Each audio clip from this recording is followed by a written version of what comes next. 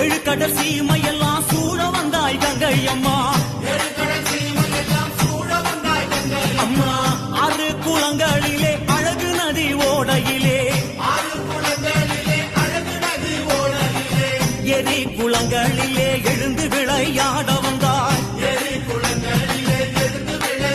தாயே எல்லா உயிர்களுக்கும் தாகம் தணிக்கும் கங்கை அம்மா.